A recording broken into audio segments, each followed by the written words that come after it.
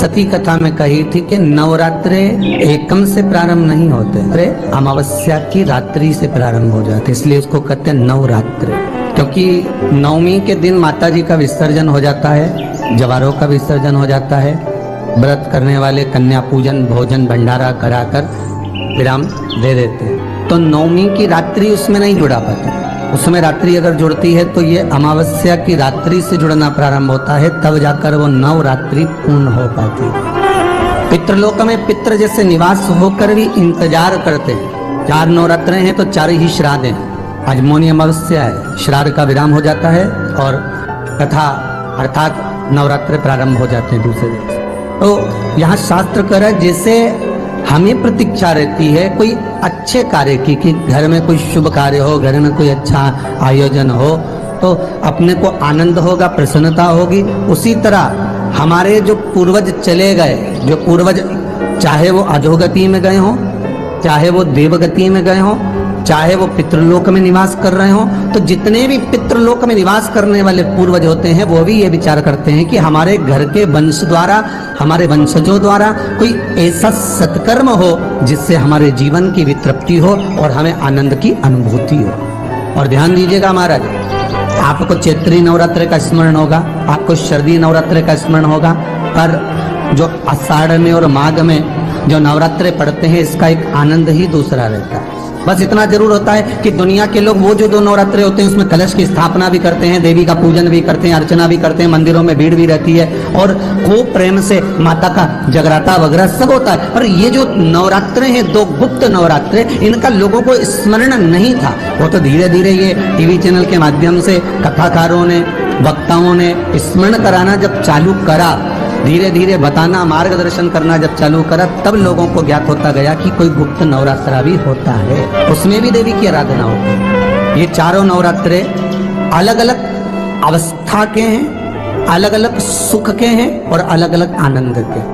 आपके घर में पितृदोष है, आपको ऐसा महसूस होता है, तो किसी भी नवरात्रि के पहले जो अमावस्या पड़ती है, जिस दिन अमावस्या रहे उस दिन चावल की कटोरी में एक कपूर का टुकड़ा रख दीजिए, छोटा सा, और कपूर का टुकड़ा रखकर उस कपूर को दरवाजे के बाहर कटोरी में ही, चावल रखी हुई कटोरी में ही उसको पितरों का स्मरण कर कर जला दीजिए।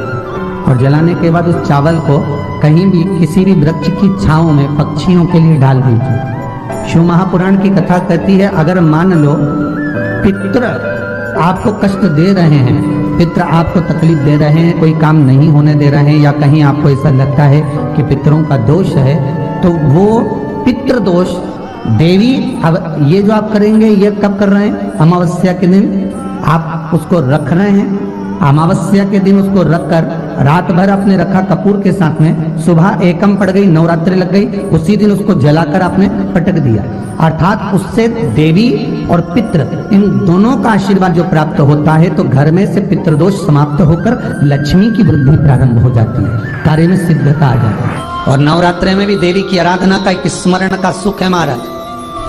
ज्योत का विधान है, नवरात्रि में देवी की ज्योत लगती है, अखंड ज्योति लगती है, जवारे बुआए जाते हैं, कलश लगता है, ज्योत का भी विधान है। जिसके यहाँ दिया अखंड जलाया जाता है, अगर वो दिए की लो, दिए की बाती अगर दक्षिण दिशा की होती है तो उसके घर में साल भर में एक घात जरूर होती है। जो दिया अखंड जलता है उसकी बाती का मुख दक्षिण का नहीं होना चाहिए।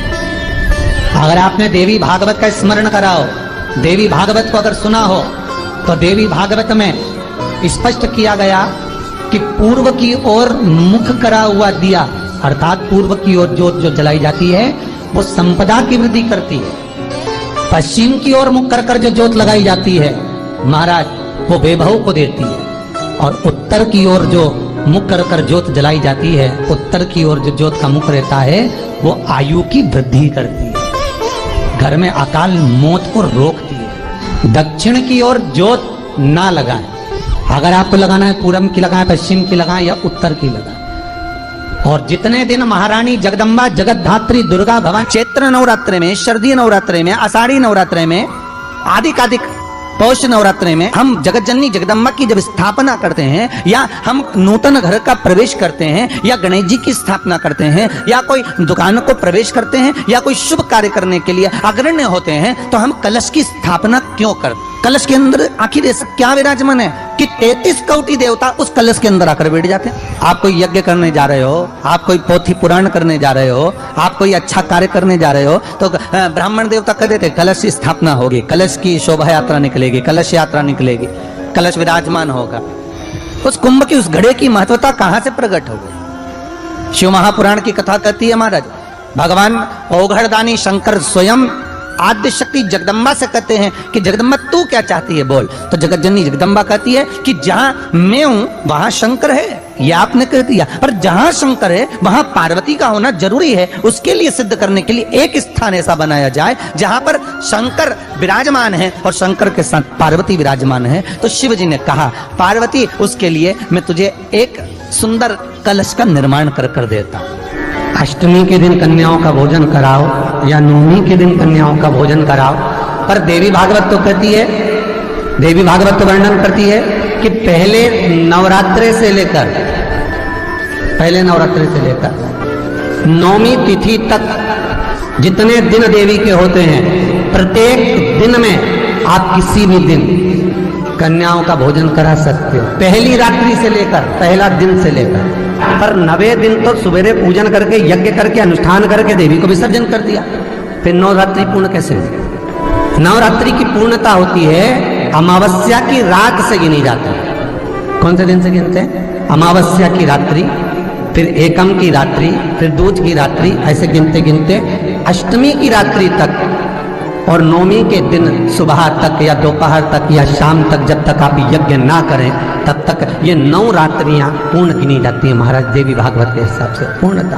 अब हमने कन्या भोजन का जो क्रम बनाया, अष्टमी के दिन करा देंगे, नवमी के दिन करा देंगे, इस तिथि को करा देंगे, पर भाव देखिए, शास्त्र कहता है भूखे को भोजन जब कराइए जब उसको भूख लगी हो, और ऐसों को कराइए जिसको जरूरत पड़ रही है।